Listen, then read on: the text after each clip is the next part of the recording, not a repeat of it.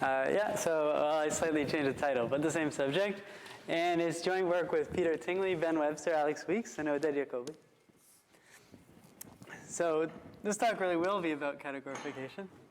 So let's begin with G, a semi-simple the algebra. And for, simply laced as well.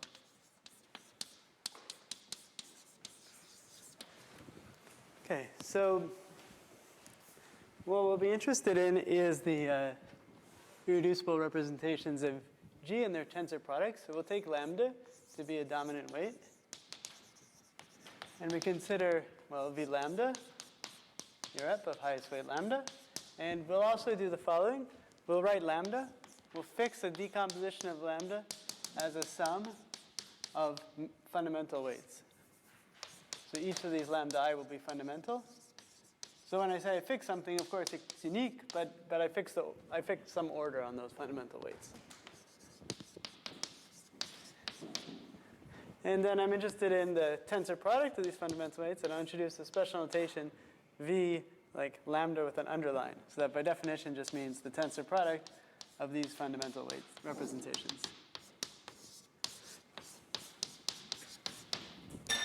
Okay. And then we'll have some other weight mu, and then we'll be interested in, say, weight spaces of these representations.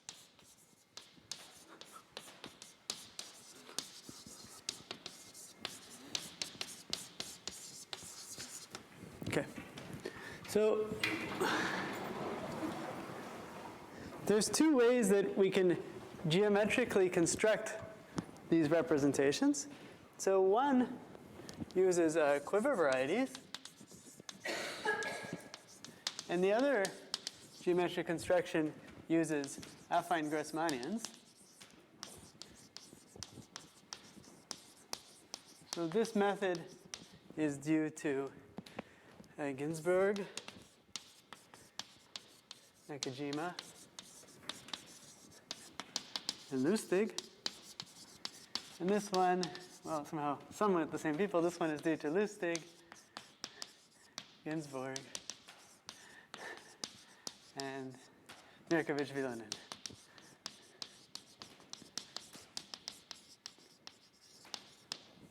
So for example, as an example, let's take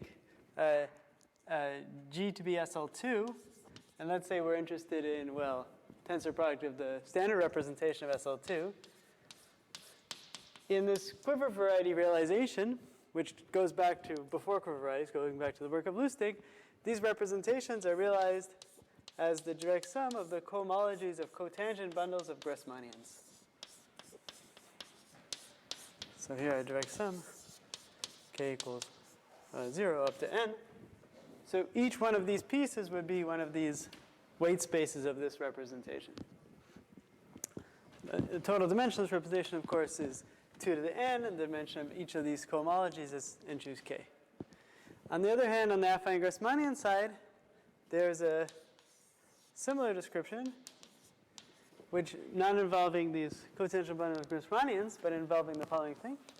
So cohomology of what I'll write S k n minus k tilde.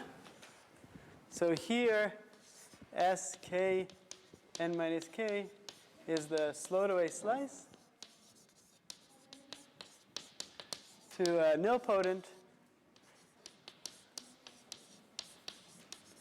of type k n minus k. So it's a nilpotent matrix with two Jordan blocks of sizes k and n minus k.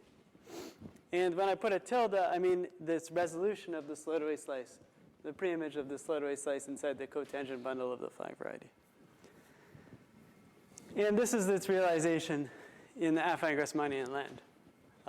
It's not maybe totally obvious why this is what I mean by the realization of affine Grassmannian land. I'm not really going to explain that, but well, I could explain later. But this is what I'll think of as its affine Grassmannian realization.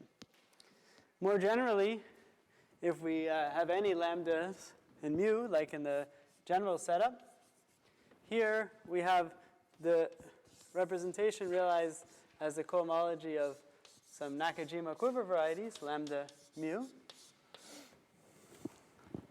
And here we have the representation realized as the cohomologies of these affine Grassmannian slices, or their resolutions, more precisely. So this guy is called an affine Grassmannian slice. I'll come to the definition of this a little later in the talk.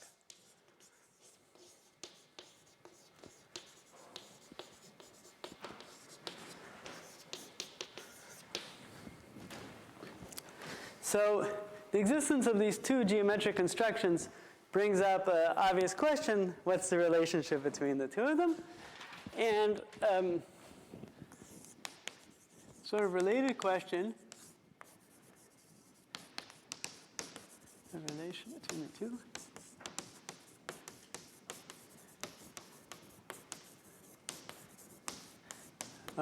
So a related question is, what about categorification? So the sort of answer to the question is the following. Conjecture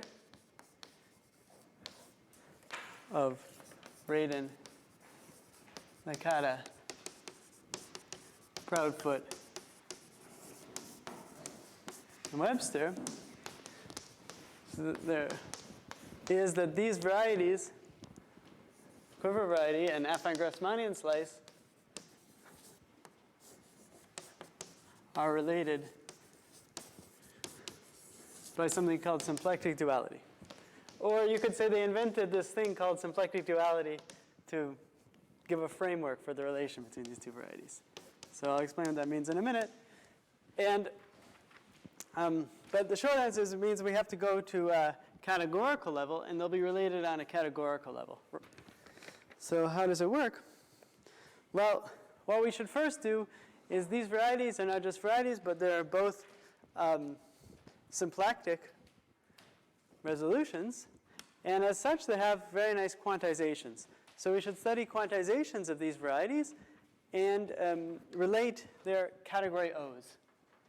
So this conjecture, more precisely formulated, is that category O for quantization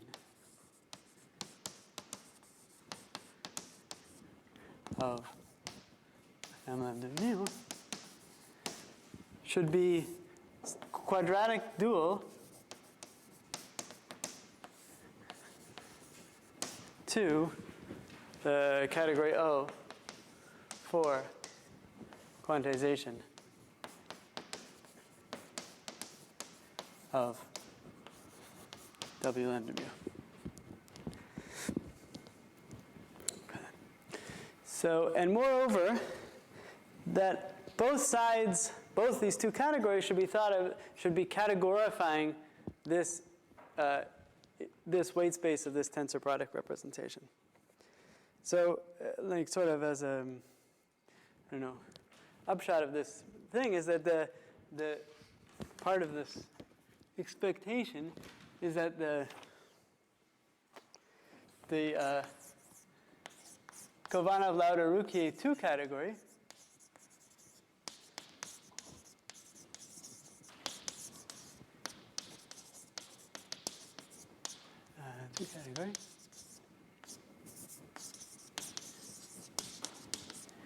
UG. So this is a two-category categorifying the universe enveloped by the ring of G, or its related quantum group, should act on both sides. I mean, these should be the weight categories for an action of this two-category. Okay.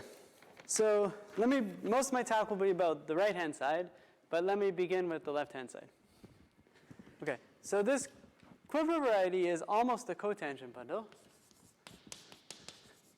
Well, it's obtained by Hamiltonian reduction. Hamiltonian reduction of a cotangent bundle of affine space.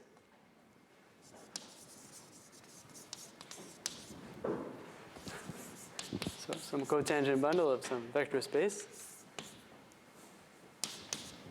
So its quantization is closely related to the algebra of differential operators on this vector space, to the Weyl algebra. So from this, it's not it somehow makes it relatively easy to understand because the algebra of differential operators is, has sort of a topological manifestation by the Riemann-Hilbert correspondence. So this allows us to study kind of the left-hand side. In particular, we have the following theorem. So which in some form is originally due to Ruquier and Baragnolo-Vassereau. But exactly in the form I'm stating now is due to Webster. So it states that this category O for the quantization of the Hilbert variety is quadratic dual to.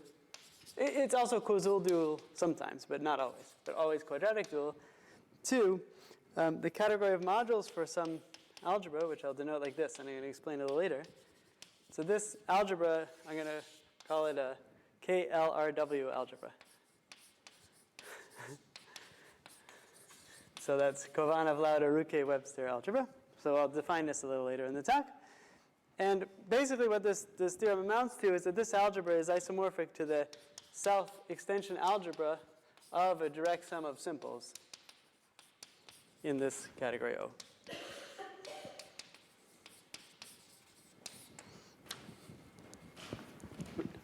Sorry, this is not its definition. There's an isomorphism here. Okay, so this was, essentially work of Webster from a few years ago.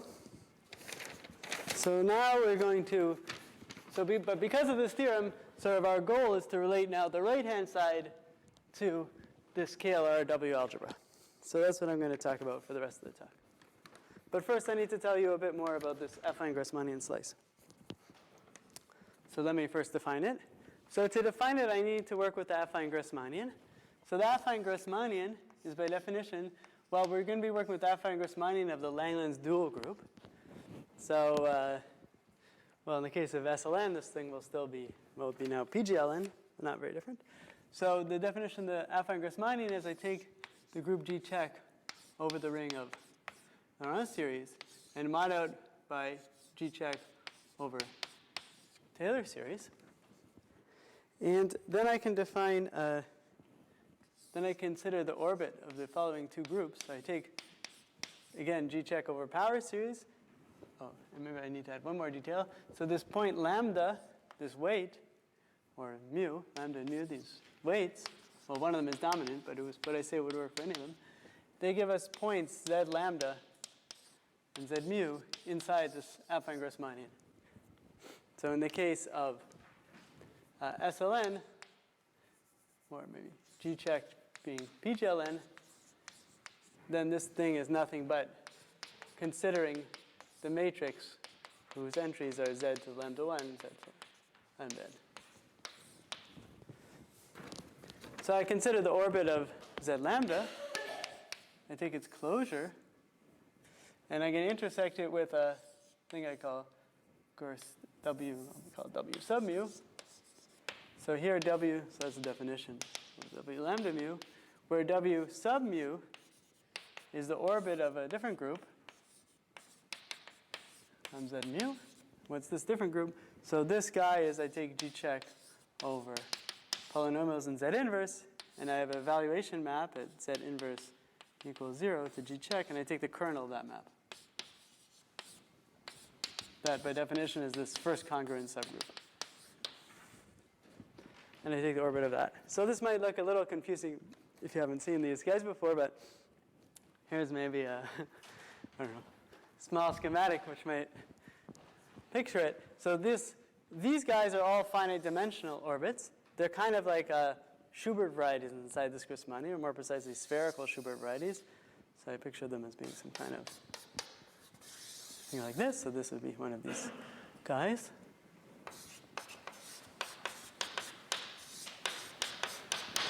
And then these guys here are infinite dimensional. I mean, the whole affine Grassmannian is infinite dimensional.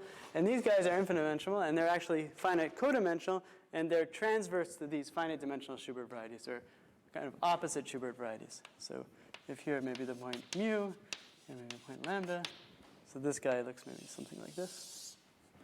So that guy is my W mu. And then I intersect them and I get, well, this stuff here. So it's a generalization of a slice to a Schubert variety and another Schubert variety. And so these guys, W mu, have a Poisson structure.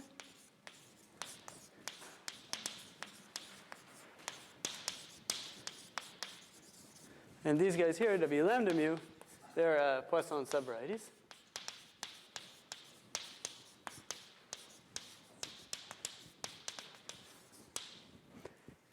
So as I mentioned, we're interested in a quantization of these varieties, W lambda mu.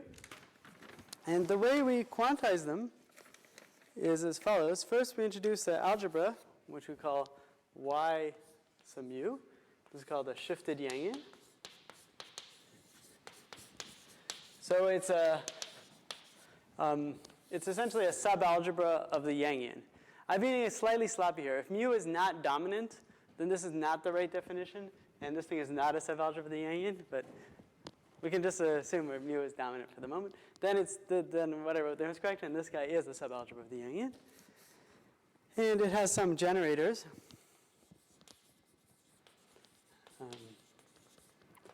Try to note EIP, FIP, and HIP. So these guys here run over P greater than or equal to 1. I always runs over the vertices of the Dinkin diagram. And these guys here run over P greater than negative mu alpha I. Okay? Yep.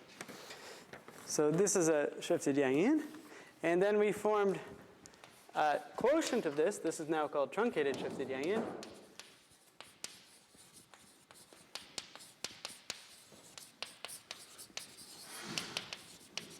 And it's defined like this. You take y mu, and you mod out by the ideal. Oh, sorry, I'm getting a little ahead of myself. Okay, let me not define it just yet. Okay. So it's some quotient of y mu.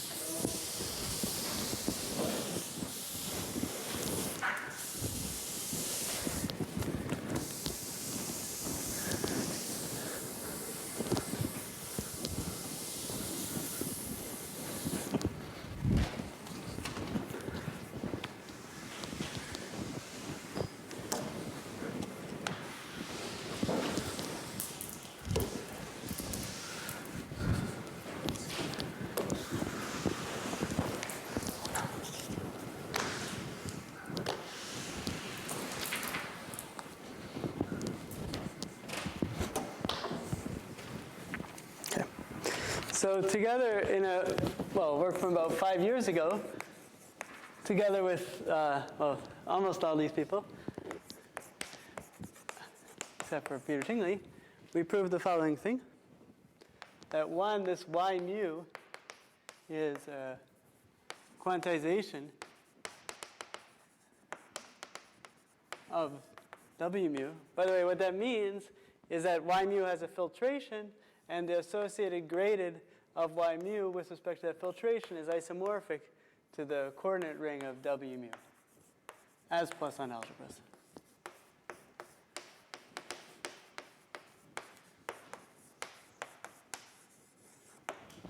And we also proved that this quotient, y lambda mu, is a quantization of this subvariety.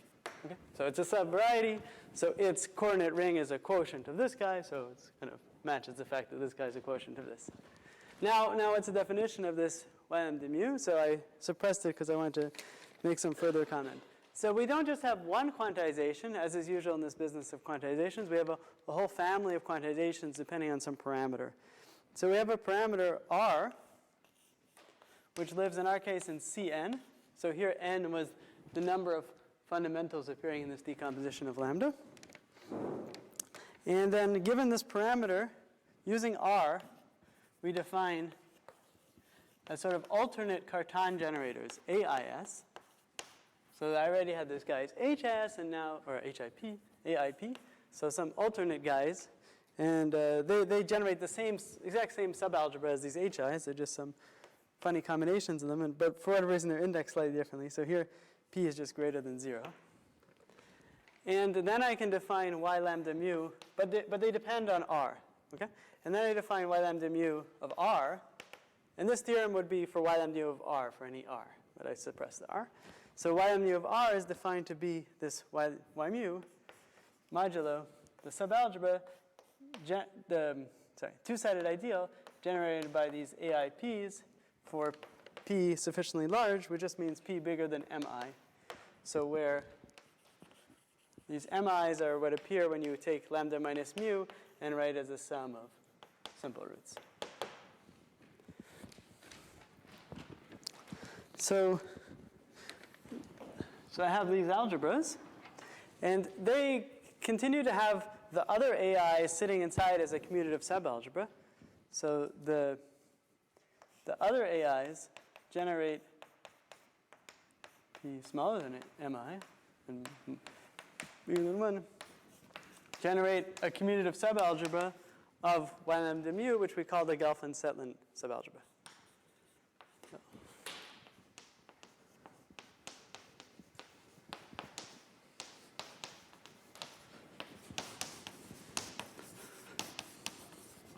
Okay, let me do an example to make this a bit more familiar.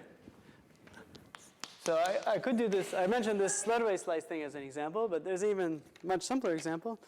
If we take G to be SLN, and we take lambda to be exactly n times the first fundamental weight, and we take mu to be 0, and in this case, R will be just some element of Cn, then it turns out that this Y lambda mu of R is just the universal enveloping algebra of GLN modulo some central character which depends on R.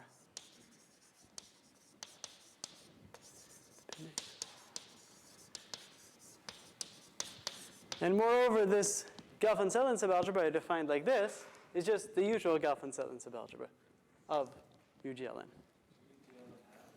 Sorry? No, just GLN.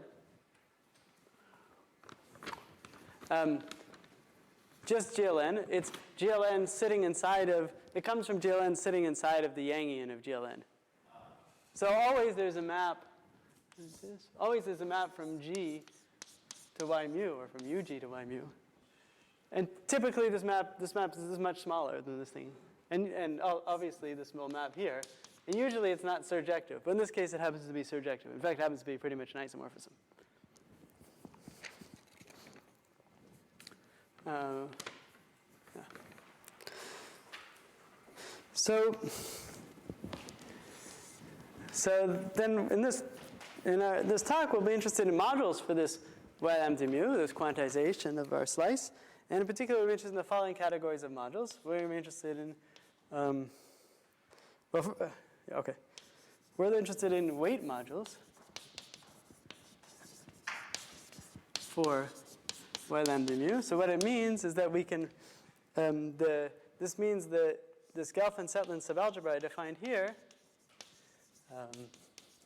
acts locally finitely with finite dimensional eigenspaces.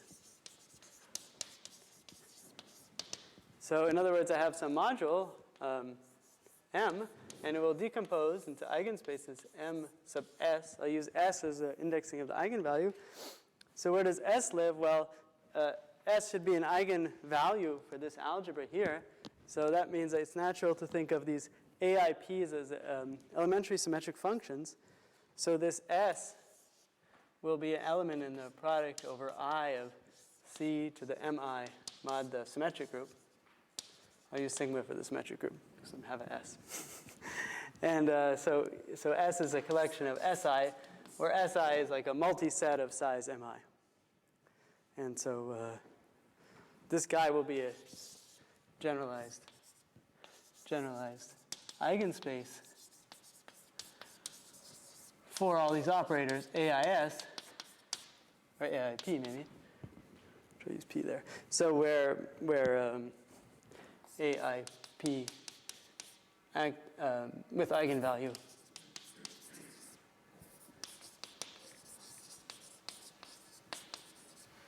the pth elementary symmetric function of this multiset SI.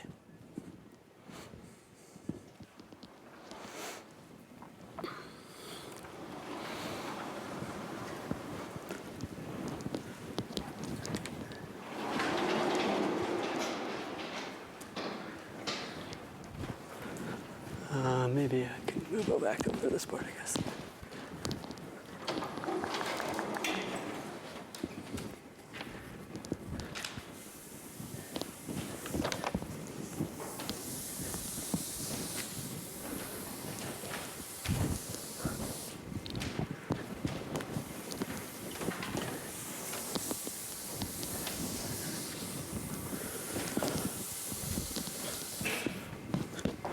Any questions about those guys? Well, I got my.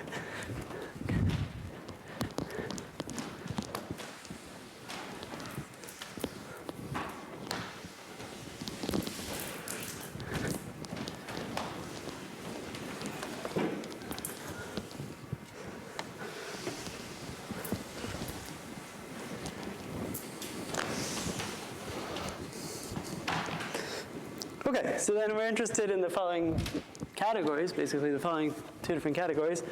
Y lambda mu, weight mod. Yeah? No, arbitrary type. I have this subalgebra here, generated by these AIPs.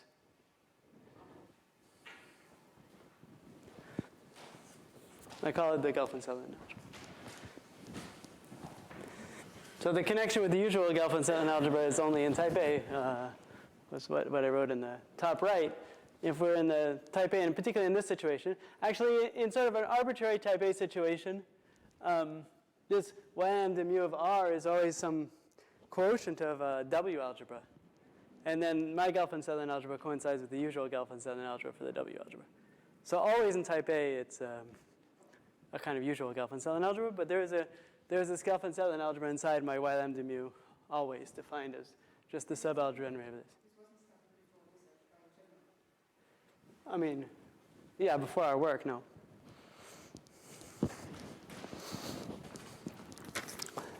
So y lambda mu weight modules, this is the category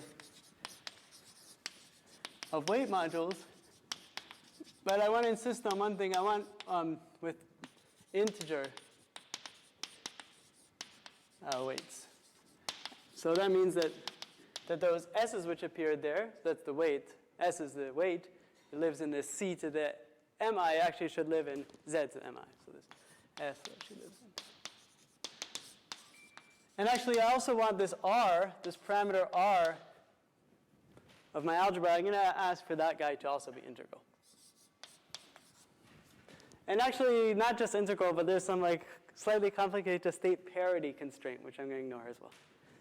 But the general case of non-integral can be deduced from the integral case. The integral case is the most interesting case. And then I'm interested also, of course, in the subcategory O, which is those weight modules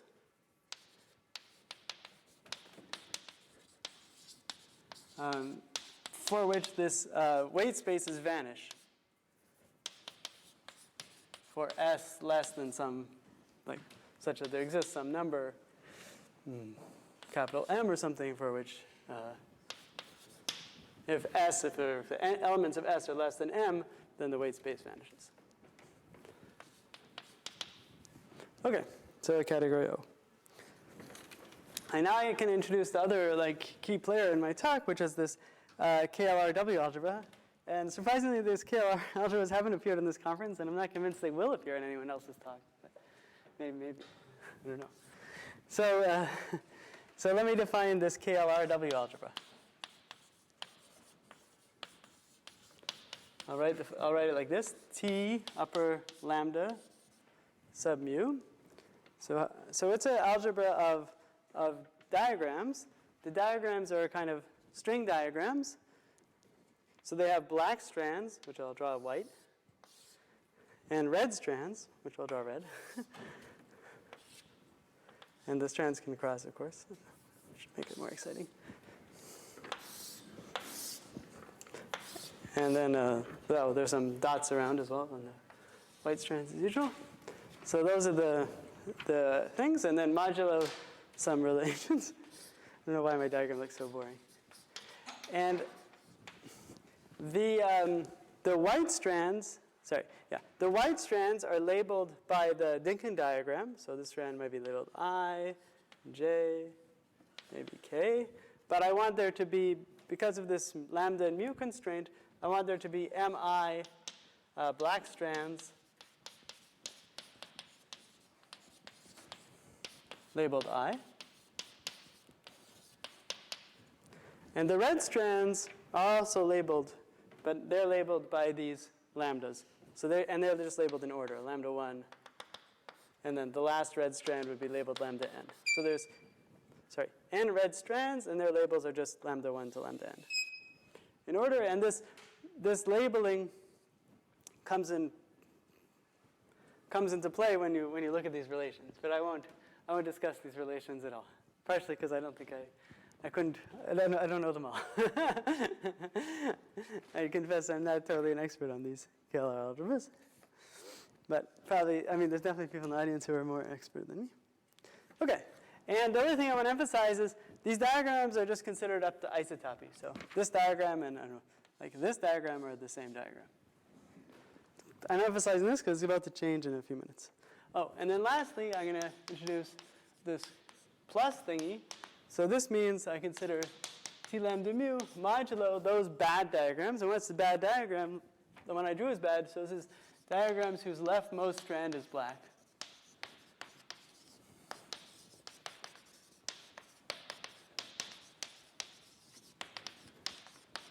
So for those of you who maybe you know this story, but originally there was KLR algebras, which was the same thing but without any red strands. Then there was cyclotomic quotient of KLR algebra, where you quotiented by a condition about,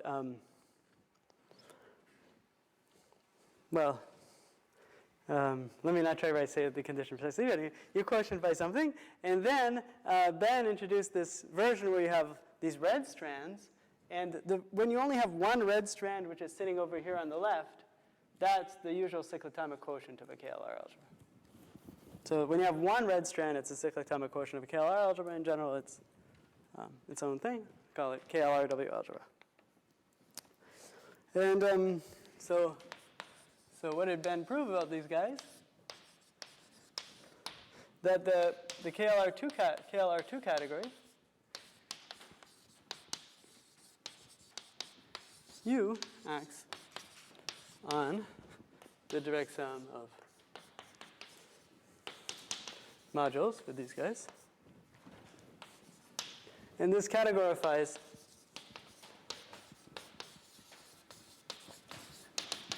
the tensor product representation.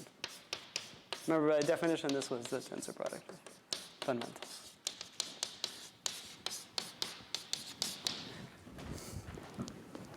Okay, so now we're going to see a variant of this KLR W algebra come.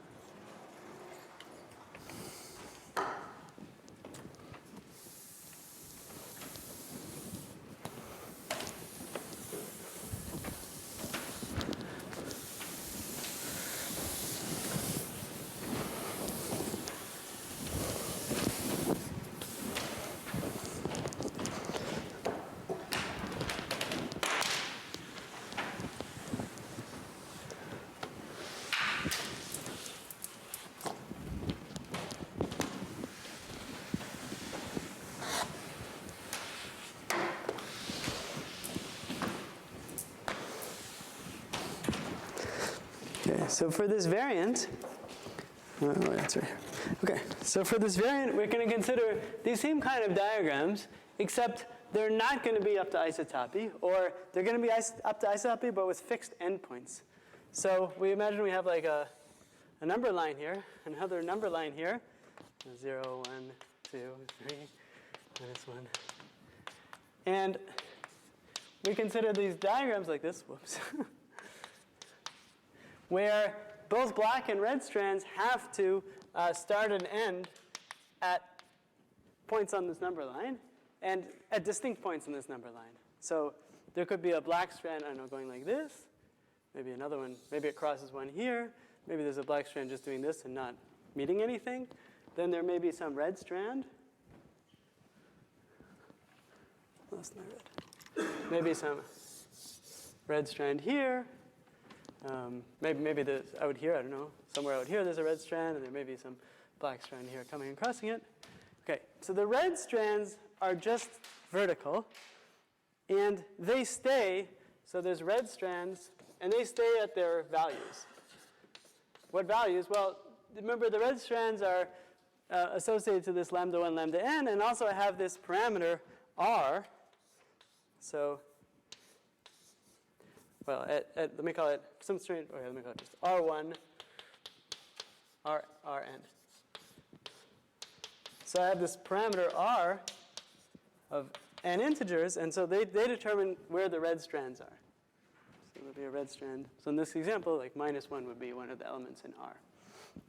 And the black strands can be wherever they like, but they have to be at distinct points. So for example, between two red strands, it limits the amount of, there's some limit to how many black strands you can fit in there. And so some of these diagrams are like not very interesting. For example, if you just like slide a black strand over one step and keep everything else the same, there's obviously an isomorphism. I mean, this would be a, not isomorphism, this would be an invertible element in this algebra, where the inverse is just like given like this. So not super interesting element. But what we do is we kind of changing the algebra by only limiting the amount of black strands we can pack in between two red strands. So, oh, I don't know. No, they can go left. Yeah.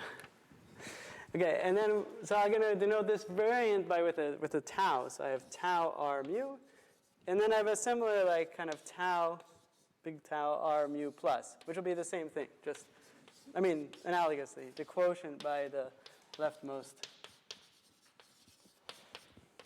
diagram. Strand. And red. No, black. No. And I should say that this is like not exactly the definition. In the actual definition, there's some like complicated business with sometimes they actually can be equal depending on this parity. So if you want to see the exact definition, you should look in the paper, but this is just a first approximation to the definition.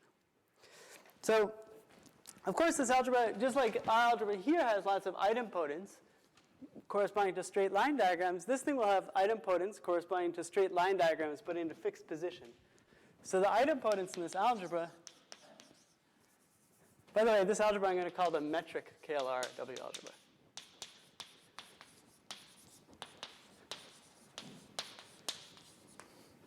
So the idempotents are labeled by, going to be labeled by a pair, I and S. So where I sort of is the list of labels. And then this idempotent will just be a straight line diagram. Some black strands, some red strands, but straight. Whatever. And a list of the labels on black strands. That's the kind of idempotents you would usually have in a KLR algebra, but you have an additional piece of information, which is this S, which will be the positions of the black strands.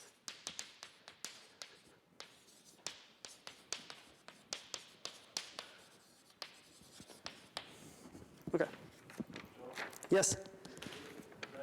Principal difference between this metric one and the non-metric one is just that you have a limit on how many Basically, yeah. So in fact, we have the following proposition. So one is that for generic lambda, for generic R, I mean. So if you choose this R so that the red strands end up very, very spaced apart, then there won't be any constraint at all, because we only have finally many black strands. I mean, the number of black strands, remember, is limited by the mu. So this T lambda mu guy is Morita equivalent. I mean, the original KLRW algebra is Morita equivalent to the new one. Maybe I should write. The new one is originally, sorry, maybe I should do it that the other way around. Makes more sense. The new one is Morita equivalent to the old one. But then for very special R,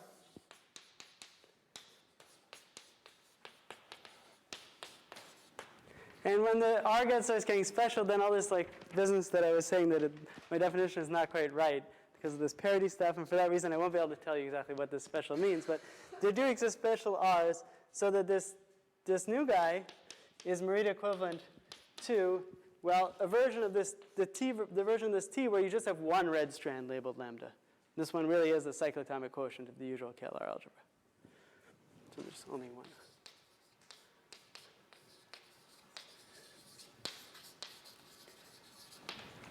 And also for, so maybe I just put it right here. So for general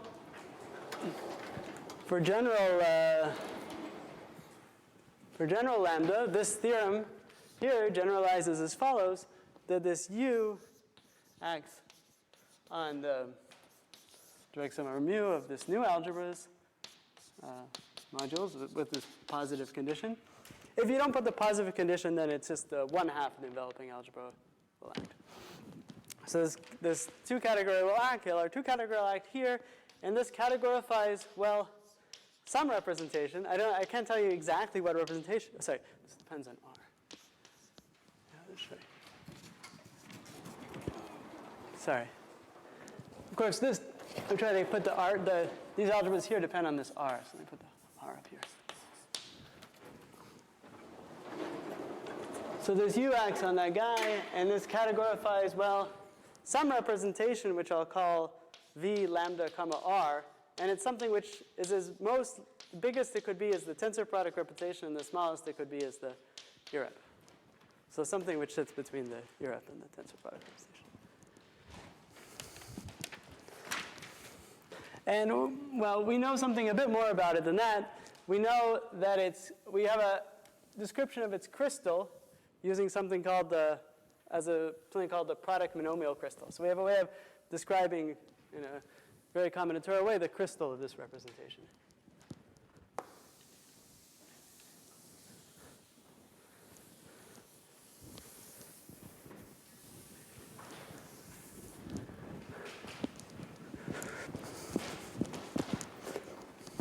Okay.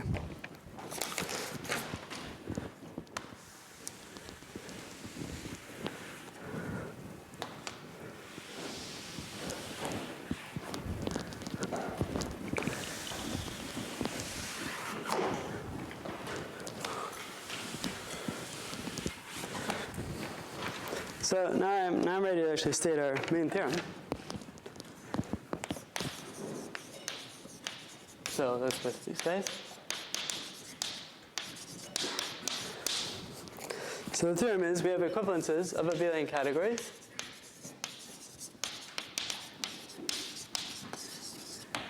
Between this category of weight modules for this truncated shifted Yangian and the category of modules for this metric KLR algebra. And this restricts to category O here with this positive quotient here. And how does this equivalence work? Well, it's not that complicated. So if n here matches up with m under this equivalence, then the weight space of this n, remember this is a finite dimensional weight space for the action of this guy, will be the same as the sort of idempotent space you get here. So let me explain one thing.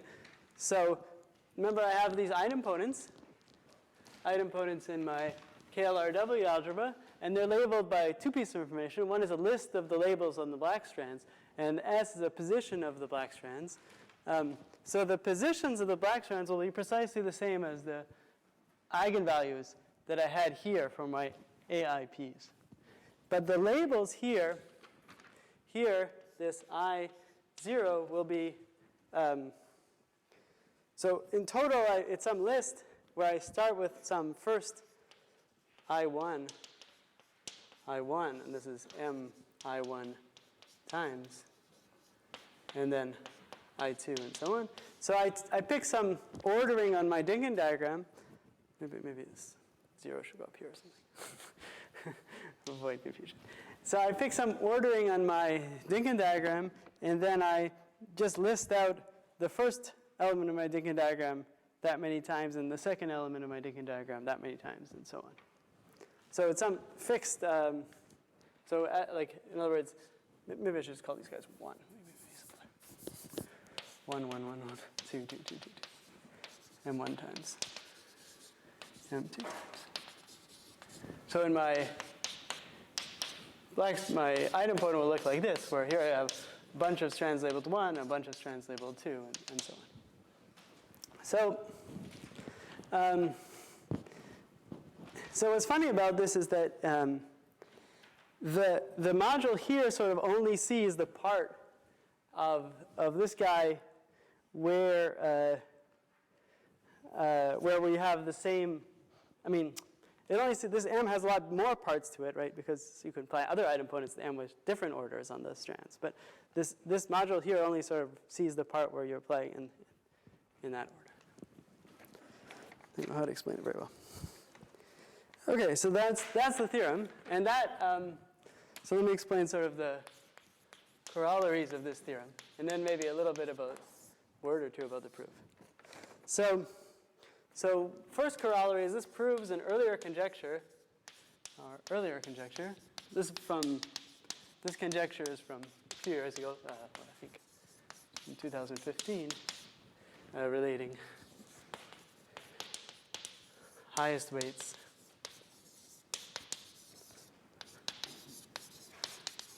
for y lambda mu, and this combinatorics, what we call a product monomial crystal.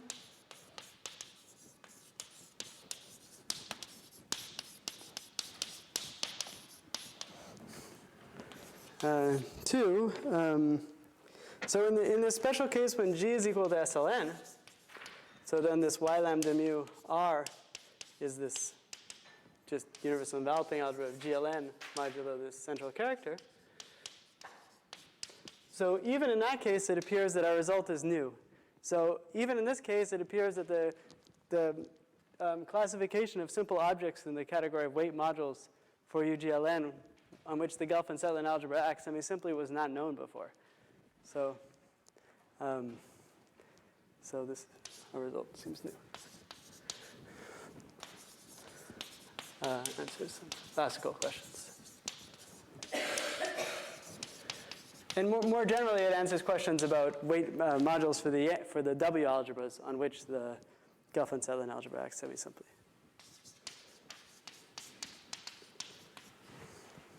Okay.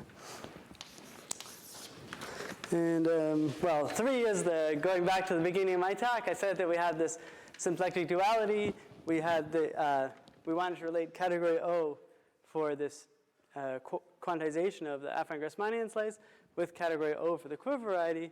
And I explained that already going from Ben's work, building on Rouquet and Varanero-Vassereau, this KLRW algebra is related to the quantizations of the category O for quantizations of the quiver variety. So via these two isomorphisms, we now have the symplectic duality. So that's 3.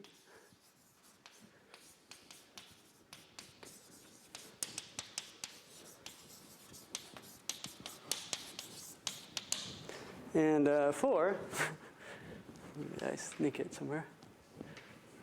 Okay, I'll bring a new board.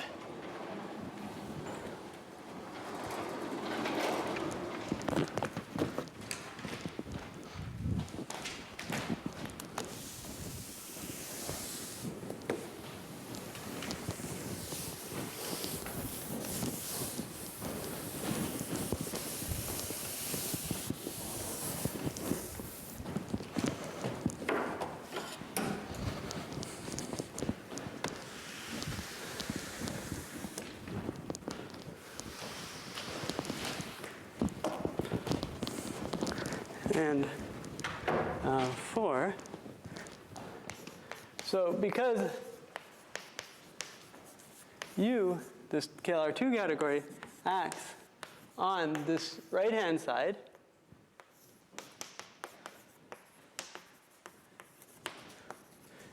we get that U acts on the left-hand side. Category O is for these guys. But this action we still don't fully understand. We don't. We're trying to understand this action. In fact, somehow our earlier approach to this problem was that we actually first tried to construct this action and use the action to build this isomorphism. But that didn't really work. So we built the isomorphism. Now we're trying to understand the action.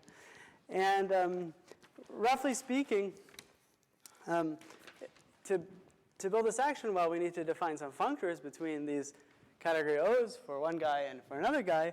So there should be a geometric relation between this affine Grassmannian slice W lambda mu and this affine Grassmannian slice mu plus alpha I. So these guys are related, or should be related. I mean, we have some partial results like this.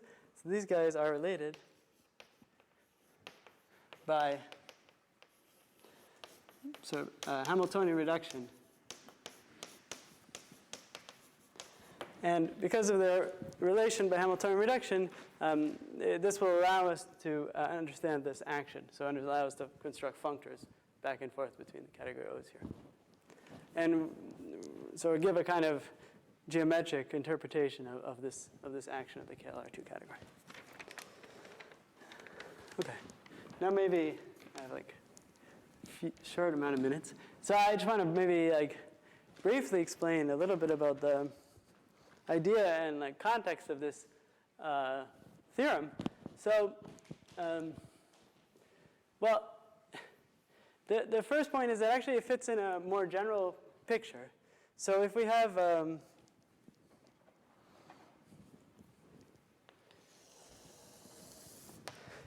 any group G acting on any vector space V, so reductive group. In our case, this group will not be the group we're interested in, like the group whose the algebra is G, but rather some product of GLMIs of related to this. Will be in this case, it happens to be this group. Okay, and this V will be the V of the V used to construct the equivariety. So given such a pair of G and V, in the work of Braverman, Finkelberg, Nakajima, constructed a variety using this G and V called the Coulomb branch.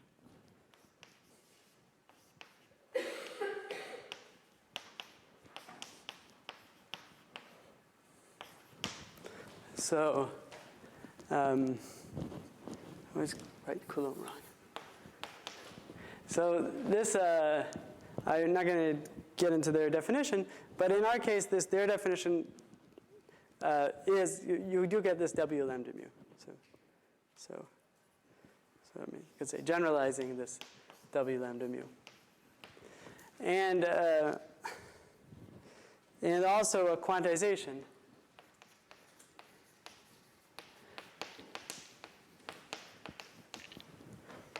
Generalizing this truncated shifted Yangian. And so in proving, I'd say two things which are sort of contradictory or something. But the first is that to prove this theorem, we don't actually use their construction, but we use some like ideas inspired by their construction. In particular, I don't know if I can really say much more. But anyway, the ideas, I mean, their construction is kind of geometric. This Coulomb branch is constructed as some kind of convolution, algebra, and homology of something. So we don't use this geometric description of their Coulomb branch, but we use some kind of algebraic ideas coming from their construction. And more generally, Ben, in a separate work, has kind of proved a kind of version of this equivalences that I wrote down here, but for arbitrary Coulomb branches. So relating arbitrary Coulomb branches with arbitrary Higgs branches. So there's this Higgs branch. This terminology comes from physics. The Higgs branch associated to this pair GV is just a cotangent bundle of V. Take the symplectic reduction, the Hamiltonian reduction by this G. So for arbitrary G, in our case, this Higgs branch would be this quiver variety. But for an arbitrary pair of G and V, Ben has an equivalence, which is this is not exactly a special case, but it's similar to Ben's general theorem relating the Coulomb branch and the Higgs branch. I'll stop there.